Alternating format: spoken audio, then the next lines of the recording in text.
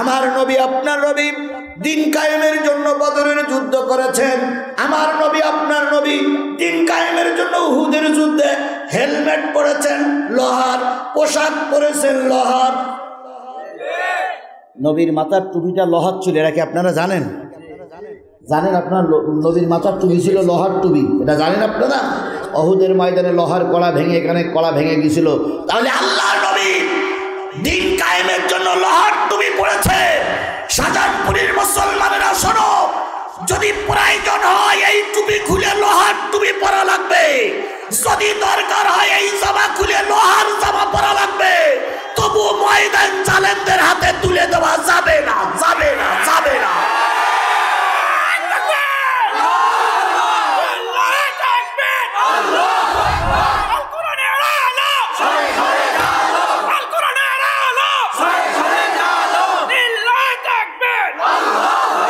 আমার দেশের কাফেরেরা হয়তো বিদায় নিয়েছে, কিন্তু জাতি মনে রাখো মুনাফিকরা এখনো বিদায় নেয়নি। এখন মুনাফিকদের বিরুদ্ধে ময়দানে লড়াই করা লাগবে। কাফের চেনা যায় কিন্তু মুনাফিক চেনা যায় না। মুনাফিক ভিতরে ভিতরে বসেই শিকড় কাটে। এদের টুপি দেখলে মনে হয় আমাদের দলের লোক, এদের জামা দেখলে মনে হয় আমাদের দলের লোক, এদের নামাজ কালাম পড়লে দেখলে মনে হয় আমাদের দলের লোক। ভিতরে ভিতরে বাতিলদের সঙ্গে হাত মিলাইয়ে এরাই দিন কায়েমের বিরুদ্ধে শক্তি হিসেবে দাঁড়িয়ে গেছে। গোটা বাংলাদেশে সফর করে আমার যা ধারণা এসেছে সেই ধারণার আঙ্গিকে আমি বলছি, যদি আল্লাহর কসম, যদি মুসলমানরা যেভাবে আছে এইভাবেই যদি থাকতে পারে, আগামী দেশ হবে কোরআনের দেশ, আগামী সংসদ হবে কোরআনের সংসদ, আগামী গণভবন হবে কোরআনের গণভবন। বাতিলেরা তাকাই তাকাই দেখবে, কিছুই করতে পারবে না, কিছুই করতে পারবে না, কিছুই করতে পারবে না। আল্লাহ যেন সেই সময়টা আমাদের দেখার তৌফিক দান করেন। আরো জোরে বলেন আমিন, আরো জোরে আমিন। জমিনের তলদেশে যা আছে, আসমানের নিচে যা আছে, ইচ্ছায় হোক আর অনিচ্ছায় হোক, শুকরিয়া আদায় করছে কেবলমাত্র, শুধুমাত্র একমাত্র মানুষ আল্লাহর শুকরিয়া আদায় করে না। কথা বলেন ঠিক না বেঠিক? যেভাবেই হোক আপনি এমপি হয়েছেন, যেভাবেই হোক আপনারা মন্ত্রী হয়েছেন, জাতীয় সংসদে চলে গেলেন, জাতীয় সংসদে যেয়ে দাঁড়িয়ে প্রথম ফ্লোর পাইছেন 20 মিনিটের, ওইখানে দাঁড়িয়ে সর্বপ্রথম বলতে হতো যে আল্লাহ পাক আমার বগুড়ার অমুক এলাকার থেকে এমপি বানিয়ে পাঠিয়ে দিয়েছেন, সেই আল্লাহর শুকরিয়া আদায় করছি আলহামদুলিল্লাহ। তা না বলে কি বলে, মাননীয় স্পিকার আপনাকে ধন্যবাদ, আপনি আমাকে সুযোগ দিয়েছেন, এই জন্য আমার পক্ষ থেকে আপনাকে ধন্যবাদ জানাচ্ছি। স্মরণ করছি সর্বকালের সর্বশ্রেষ্ঠ বাঙালি, 1000 বছরের শ্রেষ্ঠ বাঙালি জাতির পিতা মুজিবুর রহমানকে। তারপরে বলেন স্মরণ করছি শেখ হাসিনারে, স্মরণ করছি এলাকার মানুষকে, স্মরণ করছি সেই সমস্ত পুলিশ ভাইদেরকে যারা আমাদেরকে এখানে পাঠানোর সহযোগিতা করেছে, কিন্তু একটিবারের জন্য হলেও মুখে আলহামদুলিল্লাহ নামটা উচ্চারণ হয় না। আল্লাহ বলল, বান্দা তুই যেভাবেই যাস গেছিস, রাতের ভোট দিনই করেছিস, দিনের ভোট রাতে করেছিস, ভোট কেন্দ্রে জনগণের যেতে দেশটি বিএনপি জামাতের নামে মামলা দিছিস, যেভাবেই হোক এমপি হয়েছিস, অন্তত একটা বার আলহামদুলিল্লাহ বল। যখন বলে না, আল্লাহ কয় বান্দা শোন, এখন তোর গলায় পরানো হচ্ছে ফুলের মালা, তুই লিখে রাখ কয় মাস পরে ওই জনগণই তোর পরাবে সুতোর মালা। হয়নি?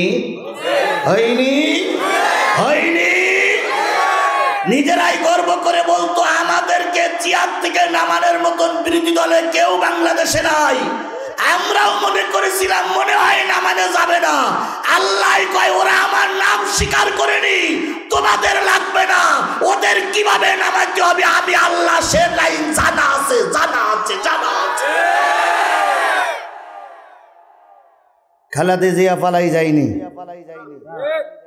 জামাতের নেতা কর্মীদের ফাঁসি হলো, জামাতের নেতা কর্মীরা পালাই যায়নি।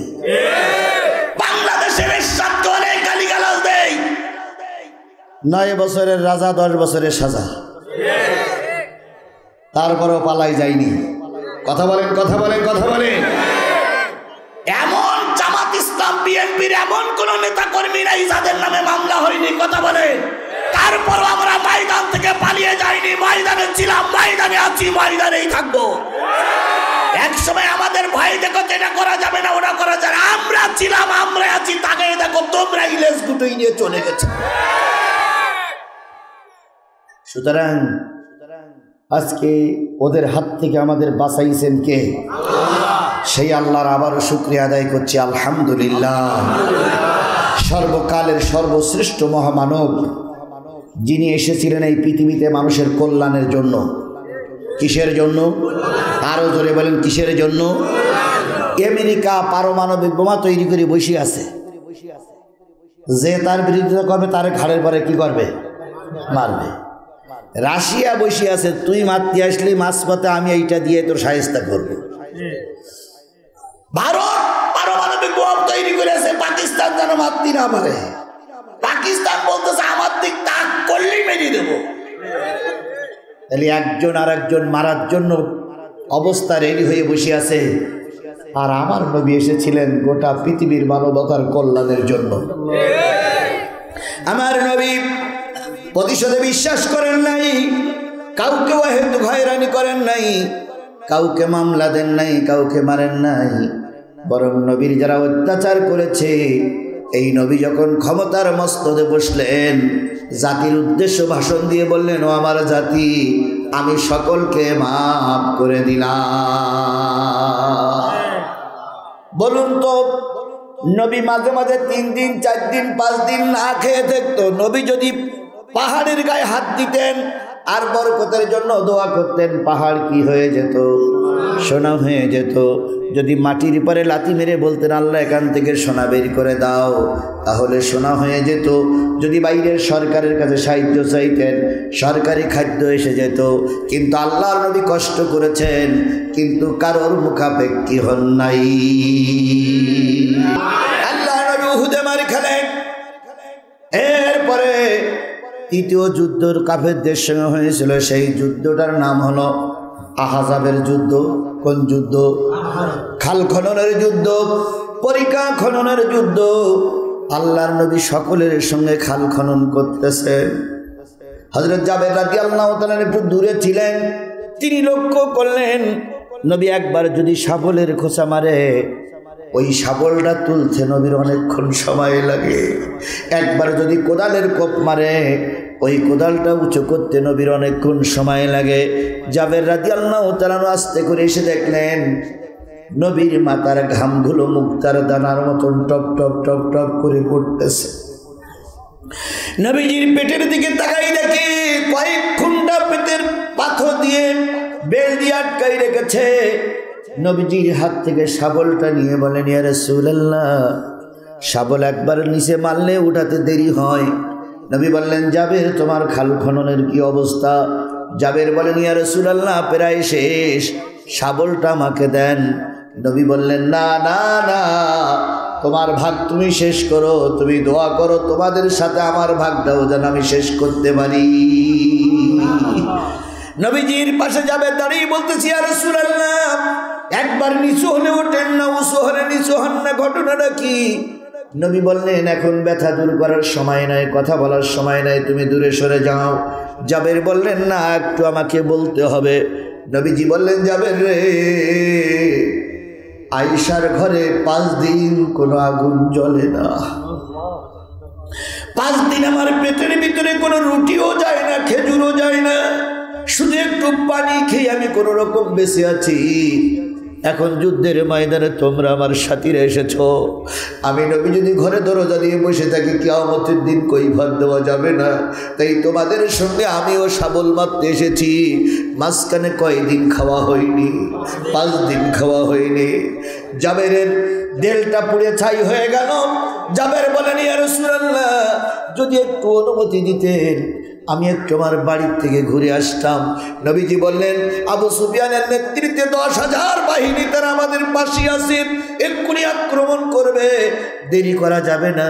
জাবের বাড়িতে স্ত্রীর হাতখানা ধরে বললেন, ও আমার সহধর্মিণী, নবীর চেহারাটা দেখে আমি একটুও ভুলতে পারছি না। স্ত্রী জিজ্ঞেস করলেন, কি হয়েছে? জাবের বললেন, আমি লক্ষ্য করলাম নবীজির পেটের ভিতরে পাথর বাঁধা, নবীজির ঘরে 5 দিন খাবার নাই। যখন মক্কায়, যখন মদিনায় কোনো মানুষের বাচ্চার খাওয়া হয় না, তখন বিভিন্ন যুক্তি পরামর্শ করে মদিনার মসজিদে পাঠিয়ে দেওয়া হয়। নবীজির চেহারার দিকে তাকাই থাকলে ছোট ছোট বাচ্চার পেটে ক্ষুধা থাকে না। সেই নবী একবার বেকা হলে সোজা হতে পারে না, সোজা হলে বেকা হতে পারে না। যদি পারো নবীর জন্য একটু খাদ্যের ব্যবস্থা করো। জাবেরের স্ত্রী বললেন, স্বামী, যাটা আছে যদি রুটি তৈরি করে 3 জন খেতে পারবে, যা গোশত আছে রান্না করলে 3 জনের পেট পুরে খাওয়ার হবে। যদি সাধারণ খাওয়া খায় 10 জন হতে পারে, আমি রান্না করে তুমি নবীকে দাওয়াত দিয়ে এসো। আর বলিস, ইয়া রাসূলুল্লাহ, আমার স্ত্রী আপনাকে দুপুরবেলা দাওয়াত করেছে। জাবের চলে গেলেন, নবীর সামনে দিয়ে বলতেছি, ইয়া রাসূলুল্লাহ, আমার স্ত্রী দুপুরবেলা আপনাকে দাওয়াত করেছে, আপনি আবু বকর আর ওমর 3 জন যাবেন। নবীজি বললেন, জাবের, বাড়িতে কয়েকজনের খানা পাকাইছো? ইয়া রাসূলুল্লাহ, পেট পুরে খাইলে 3 জন, স্বাভাবিক খানা খাইলে 10 জন।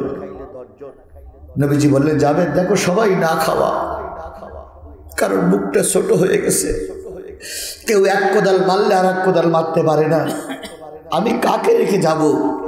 তুমি বাড়িতে চলে যাও, আজকের এই 3000 সাহাবী সব তোমার বাড়ি দুপুরবেলার মেহমান। জাবের বলেন, ইয়া রাসূলুল্লাহ, আমাকে আপনি কষ্ট দিবেন না, আপনিও কষ্ট পাবেন না। 3 জনের খাবার কি করে 3000 লোক খাবে? এ তো অসম্ভব। নবীজি বললেন, জাবের, আল্লাহর পরে তাওয়াক্কুল করো। আল্লাহ যদি বরকত দেয়, 3 জনের খাবার 3000 লোক খেয়ে ফেলবে, তারপরে কিছু এক্সট্রা থেকে যাবে। জাবের খুব চিন্তা করে বাড়িতে গেলেন। যাওয়ার সময় নবীজি বললেন, জাবের, গোশতের পাতিলটা চুলার থেকে নামাবে না, আর রুটির পাতিলটা ঢেকে রাখবে, আমি যতক্ষণ না যাই আমি একা একাই মেহমানদারি করবো, তোমাদের কিচ্ছু করা লাগবে না। জাবের চলে আসলেন, স্ত্রীর সাথে পরামর্শ করলেন, গোশতের পাতিলটা চুলার পরে রাখা হলো, আর রুটির পাতিলটা কাপড় দিয়ে ঢেকে রাখলেন, বরকতি কাপড় দিয়ে। নবীজি আসলেন, কয় হাজার সাহাবী? 3000 সাহাবী নিয়ে জাবেরের বাড়ি আসলেন। নবীজি এবার বললেন, জাবের, রুটি আর গোশতের পাত্রের কাছে আমাকে নিয়ে চলো। আল্লাহ নবীর সামনে গেলেন, নবীজি 2 কানা করে রুটি নিলেন, আর আবু বকরকে বলেন, আবু বকর বিসমিল্লাহ বলে বলে হাত দিবা, 2 কানা করে রুটি তুলবা। ওমরকে বললেন, ওমর 2 পিস করে গোশত একটু সুরা দাও। দিয়ে দিয়ে নবী নিজে হাতে 3000 মেহমানের হাতে দিয়ে দিলেন। 3000 মেহমান যখন পেট পুরে খাইলেন, আল্লাহ নবী তখন বললেন, জাবের, এবার তোমার পরিবারের সাথীদেরকে নিয়ে তুমি খাও। জেনে রেখো, আল্লাহ যদি বরকত দেয়, 3 জনের খাওয়া 3000 মানুষের জন্য সংকলন হয়ে যায়। কথাটা আমি এই জন্য বলছিলাম, তিনি ছিলেন বরকতের নবী। ওই নবীও দিন প্রচারের জন্য কাফেরদের কাছে মাইর খেয়েছে না খাই নাই? আরো জোরে বলেন, খাইছে না খাই নাই? সেই নবী আজকে দিন আমাদের জন্য রেখে গেছে, সেই দিনের জন্য আজকে আমরা এখানে এসেছি। যে নবী আমাদের জন্য দিন কষ্ট করে রেখে গেলেন, সেই নবীর নাম শোনার পরে দুরূদ শরীফ পড়া দরকার আছে না নাই? তাহলে কারোর জবান বন্ধ থাকবে না। সকলে মিলে বলছি আলহামদুলিল্লাহ, সকলে মিলে বলছি সাল্লাল্লাহু আলাইহি ওয়াসাল্লাম।